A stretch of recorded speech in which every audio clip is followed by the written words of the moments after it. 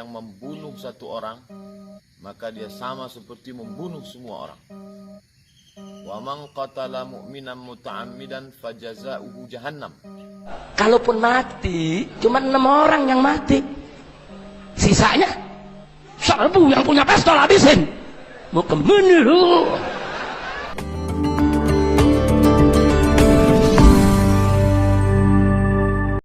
Wabarakatuh. Kembali berjumpa dengan saya Haris bin Arif dari Forum News Network.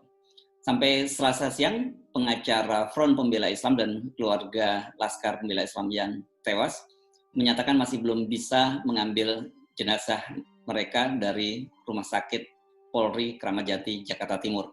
Jangankan mengambil, mendekat saja mereka tidak boleh.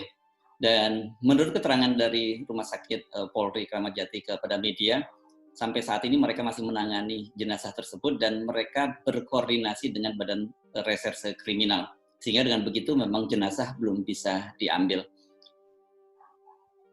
Sejak Selasa siang, pengamanan di kawasan Rumah Sakit Polri Kramat Jati diperketat. Bahkan sejumlah prajurit dari Kodam Jaya ikut dikerahkan mengamankan lokasi.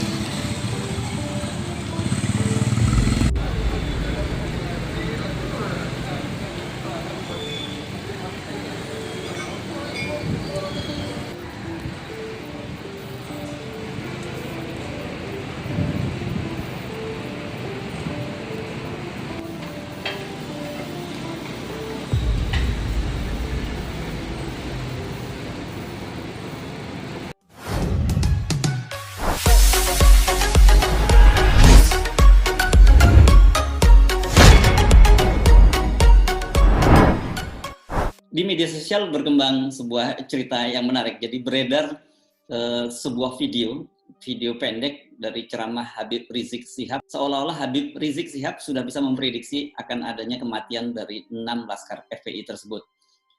Dan dalam ceramah tersebut, angkanya yang disebut oleh Habib Rizik Syihab sangat persis, 6 orang. Betul! Wah, dia ngomong, Habib, musuh punya pistol. Kita nggak punya. Saudara, pistol Colt itu pelurunya cuma 6, betul? Kalau ditembakin, belum tentu semuanya meletus. Belum tentu semua meletus. Jangan-jangan meletus di tangan, saudara. Kenapa mesti takut? Oh enggak, Habib, pistolnya bagus, meletus semua. Kalau meletus semua, belum tentu kena semua, saudara. Betul? Apa tiap tembakan pasti kena kita? Belum tentu. Loh, tapi ini penembak gitu, Habib, pasti kena. Kalau kena, belum tentu mempan, saudara. Betul? Betul? Wah, ada yang ngomong anak muda, Habib, kalau begitu ajarin ilmu kebal dong. Saya jawab, lu kalau kebal sahidnya kapan, goblok? Lu mau kebal apa mau mati sahid? Betul? Ayo saya tanya, mau kebal apa mati sahid? Kebal apa mati sahid? Makanya jangan nanya ilmu kebal. Tapi kalaupun kena, belum tentu mempan dengan kehendak Allah. Betul? Kalaupun mempan, belum tentu mati. Betul? Betul? Betul? Kalaupun mati, cuma 6 orang yang mati. Sisanya serbu yang punya pistol habisin. Mau kemana lu? Betul? Maka itu saya tanya umat Islam, apa perlu takut sama musuh? Siap berjuang? Siap mati di jalan Allah? Takbir! Malam hari ini seorang pemuda Islam mati karena bela Islam. Besok jutaan pemuda Islam akan bangkit kembali untuk menegakkan Islam di Indonesia, saudara. pemuda, takbir! Takbir! Kalau kita amati, kelihatannya video ini ceramah ini berlangsung di Surabaya. Dan itu terjadi menurut keterangan sekitar 4 tahun yang lalu. Bagi kita tentu saja yang cara berpikirnya rasional menganggap itu hanya sebuah kebetulan. Hanya saja kemudian momentumnya sekarang tepat sehingga dimunculkan kembali.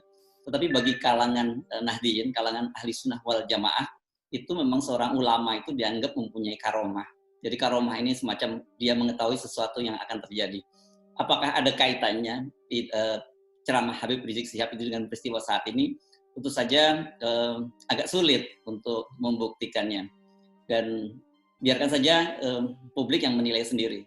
Berkaitan dengan kematian 6 orang Laskar Front Pembela Islam itu, Ustadz Abdul Somad, dai kondang kita, memberikan wejangan kepada masyarakat kita dan juga umat Islam. Assalamualaikum warahmatullahi wabarakatuh. Ada 3 poin yang mau saya sampaikan. Yang pertama, A'udzubillahi minasyaitonirrajim. Man qatala nafsan bighairi nafsin faka'annama qatalan nasa jami'an. Siapa yang membunuh orang beriman, maka balasannya adalah neraka jahanam. Itu dalam ajaran Islam. Tidak ada satu agama pun di dunia ini yang mengajarkan membunuh sebagai solusi menyelesaikan masalah. Poin pertama. Poin yang kedua, meminta kepada Komnas HAM untuk mengusut tuntas supaya tidak terjadi fitnah berkepanjangan, untuk mematikan percikan-percikan api di tengah lalang kering. Kalau Komnas HAM bertindak, diusut tuntas apa yang sebenarnya terjadi, maka insya Allah Allah menolong, selesailah masalah. Yang ketiga, kepada seluruh jamaah, seluruh bangsa Indonesia, agar jangan tidak terprovokasi. Cerdas berpikir, cerdas bermedsos, dan banyak berdoa kepada Allah. Jangan lupa, hidup ini ada yang mengatur. Tidak ada satupun yang luput dari pandangan Allah. Tidak ada satu yang lepas dari pengetahuan Allah. Allah tidak tidur. La ta'khudhuhu sinatun wala naum. Allah tidak mengantuk dan Allah tidak tidur. Terima kasih. Assalamualaikum warahmatullahi wabarakatuh. Dari wejangan Ustadz Abdul Somad tadi, setidaknya ada 3 hal yang kita mesti garis bawahi. Satu, bahwa pembunuhan satu orang manusia itu dalam Islam itu sangat dikutuk, sangat dilarang karena sama dengan halnya membunuh seluruh umat manusia. Yang kedua, Kiai Abdul Somad mendorong agar dibentuk tim pencari fakta, dan dalam hal ini Komnas HAM didorong untuk melakukan itu agar semuanya tidak berlangsung simpang siur. Yang ketiga, setiap amal perbuatan kita tentu akan ada balasannya. Kita akan masih terus mengikuti perkembangan kasus ini, dan saya kira kita sepakat dengan Ustadz Abdul Somad bahwa penting dibentuk tim pencari fakta. Dengan begitu tidak terjadi lagi berita yang simpang siur. Sebenarnya apa yang sesungguhnya terjadi di kilometer 50 tol Jakarta Cikampek sampai saat ini tentu saja masih menjadi misteri. Saya Hersman Arif. Assalamualaikum warahmatullahi wabarakatuh. Assalamualaikum warahmatullahi wabarakatuh. Innalillahi wa inna ilaihi raji'un. Musibah 6 meninggal anak bangsa disertai dengan kesimpangsiuran informasi, penjelasan yang berbeda baik dari kepolisian maupun dari FPI, dan ini sangat-sangat membingungkan masyarakat, juga mencemaskan. Oleh karena itu dihimbau kepada siapapun, mari sungguh-sungguh kita menahan diri dari tindakan kekerasan kepada siapapun dengan cara apapun, karena kekerasan pasti menimbulkan masalah baru.